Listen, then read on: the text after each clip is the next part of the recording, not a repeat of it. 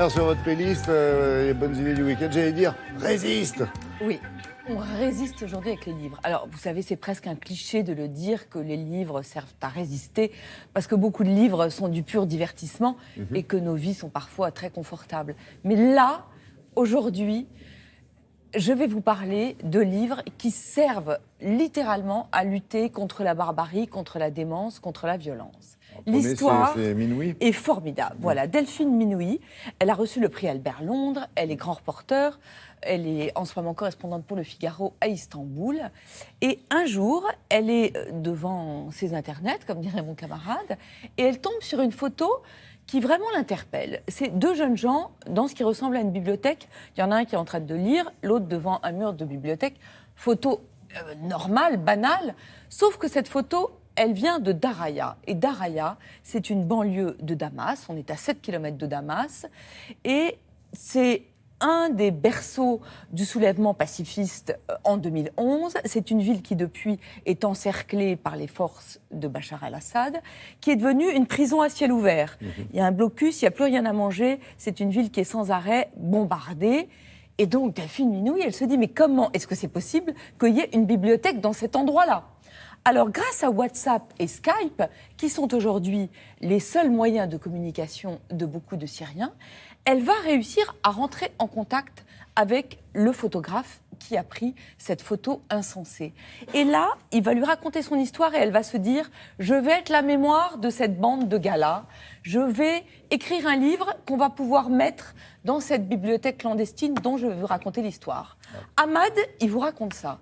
Il a 23 ans, il fait des études d'ingénieur. Un jour, il y a des jeunes qui l'appellent en lui disant « Viens nous aider, on va aller chercher des livres dans les décombres. » Ahmad, il n'aime pas du tout les livres. Pour lui, les livres, c'est de la propagande, c'est du mensonge. Et puis, il y va, dans les ruines, parce qu'on est vraiment dans les ruines de rien. Il ramasse un livre, il l'ouvre, et là, il a un frisson, comme si, il le dit, il ouvrait les portes du savoir. Avec une quarantaine de jeunes, pendant un mois, ils ramassent des livres partout dans les décombres, des mosquées, des immeubles. Ils vont réussir à ramasser 15 000 livres. Avec ces 15 000 livres, ils font une bibliothèque dans le sous-sol d'un immeuble. Mais une vraie bibliothèque, avec des horaires, avec des règles, avec une discipline.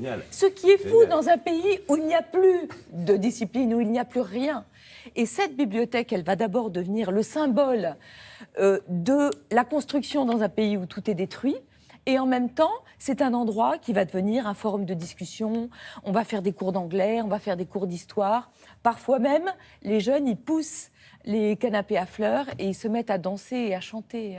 Alors en fait, on apprend plein de choses sur cette Syrie d'aujourd'hui. Exactement. On découvre la vie de jeunes Syriens. Par exemple, Ahmad, sa famille est partie en 2012. Il faut savoir que dans Daraya, c'était une ville de 250 000 habitants. Il y avait du raisin, il y avait de la vigne. Aujourd'hui, il n'y a plus un bourgeon sur les fleurs. Il y a 8 000 personnes au lieu de 250 000 personnes, parce que c'est une ville qui a connu les roquettes, le napalm, tout. C'est une ville où on crève de faim. Et on voit cette bande de jeunes garçons qui ont instauré une sorte de gouvernance démocratique. C'est complètement étonnant ce qu'on découvre. Et puis, évidemment, à un moment, la ville a été tellement, si vous voulez, encerclée. Les gars, ils allaient mourir vivants, donc ils ont été obligés de partir. Et Delphine Minouy a fini par en rencontrer certains, ceux qui n'étaient pas morts, notamment en Turquie. Ce sont des héros. Et j'ai l'impression que Bachar, c'est le démon de Minouy. Alors, en France aussi, on résiste avec... non, c'est vraiment... en plus, c'est un livre très, très facile à lire. C'est poignant. Moi, j'en ai eu des frissons. Ça faisait longtemps que je n'avais pas été aussi transportée par un livre. Et la langue de Delphine Minouy, elle est gracieuse, elle est facile. Allez-y, tout est vrai, c'est insensé, c'est inouï, c'est au seuil. Après, conseil. Je vous ai apporté, vous, des petits marque-pages. Vous avez oui, j'ai un petit badge comme vous, je vous ai copié pour vous dire que Lire, Penser, Imaginer, c'est une opération organisée par 70 libraires. Le mois d'octobre est le mois de l'imaginaire.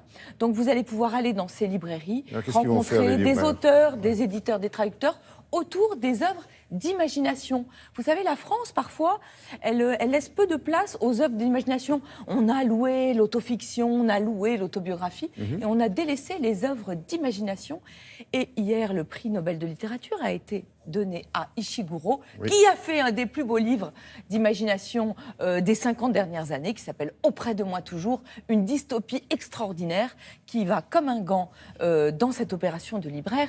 Et il faut toujours penser que sans libraire, il n'y a pas de livre. Vous savez, parfois, moi, je me dis, pour savoir si quelque chose est essentiel, j'imagine son contraire. S'il n'y a plus de libraire, c'est pas possible, la vie est trop triste. Il faut les soutenir, il faut aller en librairie pour cette opération. À chaque fois, ce petit oui, parce que je voudrais que vous le gardiez, mon petit marque-page, vous ne voulez pas le garder. Non, mais il est très joli, puis l'opération est intelligente, et lire, penser, imaginer, c'est plus qu'un mot d'ordre, c'est un excellent conseil. Un petit mot sur... Anne Bezemski, qui est morte hier, c'était une grande écrivain. Il y avait un mot pour la définir, c'était le charme.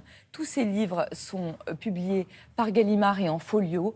Allez-y, parce que c'est une œuvre qui va résister au temps.